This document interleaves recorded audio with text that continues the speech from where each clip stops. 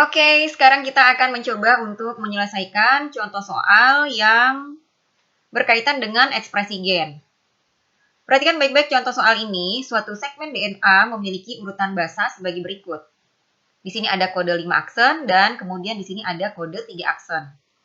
Yang ditanyakan adalah, yang pertama, bagaimanakah urutan asam amino penyusun rantai polipeptida yang terbentuk jika segmen ini diekspresikan? Yang kedua, berapakah jumlah asam amino penyusun polipeptida hasil ekspresinya? Baik, sekarang kita langsung lihat bagaimana cara menyelesaikannya. Di sini, di soal, segmen DNA itu memiliki urutan 5 aksen, 3 aksen. Ingat bahwa template atau cetakan untuk membentuk mRNA itu adalah urutannya adalah 3 aksen, 5 aksen. Oleh sebab itu, maka urutan basa nitrogen yang ini harus kita ubah dulu menjadi urutan template-nya. Urutan template itu sama juga dengan komplemennya. Komplemen dari rantai DNA yang ini. Maka hasilnya adalah 3 aksen, 5 aksen. Di mana G akan berpasangan dengan C, kemudian A akan berpasangan dengan T. Jadilah seperti ini. Untuk mengingatnya mudah. Template 3, 5. Ya, sekali lagi, template itu atau yang menjadi cetakan itu, urutan basa nitrogennya adalah dari 3 aksen menuju ke 5 aksen. Apabila gen ini akan diekspresikan, maka yang terjadi adalah harus terjadi proses transkripsi terlebih dahulu. Kita lihat hasil transkripsinya adalah mRNA. Karena di sini urutannya adalah 3 aksen, 5 aksen, maka hasilnya adalah mRNA yang urutannya adalah 5 aksen, 3 aksen. Ingat bahwa perbedaan antara RNA dengan DNA, DNA punya basa timin sedangkan RNA tidak memiliki basa timin. Dengan demikian, basa timin pada RNA diganti dengan basa urasil. Nah, tahap selanjutnya adalah tahap translasi. Di mana, ingat bahwa agar terjadi proses translasi, harus ada kodon start terlebih dahulu. Kodon start itu adalah AUG. Dengan demikian, maka polipeptida yang terbentuk itu adalah yang ini tidak akan ditranslasikan menjadi asam amino. Yang ini juga tidak. Karena disinilah letak kodon startnya. Oleh sebab itu, proses translasi dimulai di sini. Di mana AUG diterjemahkan menjadi asam amino metionin. Selanjutnya, CGG diterjemahkan menjadi asam amino arginin.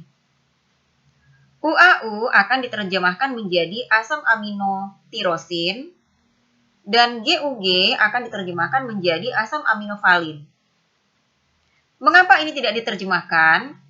Ingat bahwa UAA adalah salah satu dari 3 kodon stop.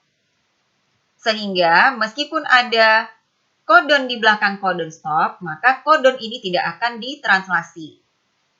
Jadi proses translasi berhenti jika sudah ketemu dengan salah satu stop kodon. Dengan demikian jawabannya adalah polipeptida itu terdiri dari metionin, arginin, saya ulang, metionin, arginin, tirosin, dan juga valin. Dan jumlah asam amino penyusun polipeptida ini ada 4 asam amino. Mungkin jika kalian ingin bertanya dari mana dapat asam-asam amino ini, kalian dapat melihatnya di tabel yang ada di buku kalian. Kita bisa melihat kalau kodonnya adalah AUG, kita lihat di sini, A, kemudian U ada di sini, berarti jawabannya ada di dalam kolom yang ini. Satunya lagi adalah G, ini G. Kita tarik garis ke sini, dapatnya adalah MET. MET adalah singkatan dari metionin. Sekarang kita lihat ARG, maaf, saya ulangi, kita lihat CGG. C, kemudian G, kemudian G. Dapatlah arginin. Nah, seperti ini. Nah, baik, dari menyelesaikan contoh soal yang berkaitan dengan ekspresi gen, maka Sekarang kita ambil kesimpulan tentang polipeptida, di mana pembentukan polipeptida dikode oleh gen. Panjang pendeknya polipeptida yang dibentuk tergantung kepada panjang pendeknya gen, yaitu panjang pendeknya urutan basa yang terdapat pada gen. Polipeptida dapat berfungsi sebagai protein struktural atau protein penyusun struktur sel, misalnya protein penyusun membran, kemudian protein penyusun organel, dan seterusnya itu adalah protein penyusun struktur sel. Maupun sebagai protein fungsional. Protein fungsional tidak menyusun struktur sel, tetapi berfungsi sebagai enzim. Ini adalah protein fungsional. Nah, sekali lagi bahwa polipeptida ini adalah bahan penyusun protein. Baik itu protein struktural maupun protein fungsional. Satu gen mengatur pembentukan satu polipeptida saja. Dengan demikian, apabila protein tersebut berasal dari atau terdiri dari lebih dari satu polipeptida, maka untuk membentuk protein tersebut diperlukan beberapa gen. Selanjutnya, hubungan antara gen dan polipeptida. Yang pertama, urutan basa dan panjang basa pada DNA tiap-tiap spesies itu berbeda. Oleh sebab itu, maka sifat-sifat tiap spesies itu berbeda. Pada spesies yang sama, urutan maupun panjang basa itu mirip. Hanya mirip, tetapi tidak sama. Contoh, manusia dengan manusia, satu spesies, tetapi memiliki perbedaan sifat. Dengan demikian, perbedaan sifat tersebut disebabkan karena urutan maupun panjang basanya itu tidak sama, namun hanya mirip. Makin mirip panjang dan urutan basa, maka makin dekat hubungan kekerabatan. Karena makin mirip urutan dan panjang basa, maka makin miriplah sifatnya. Terakhir, yang harus kalian ketahui dari pembelajaran tentang substansi genetik ini yaitu perhatikan bahwa ada yang dinamakan dengan dogma sentral biologi. Dogma sentral ini menunjukkan bahwa, perhatikan, DNA jika ditranskripsi akan membentuk RNA.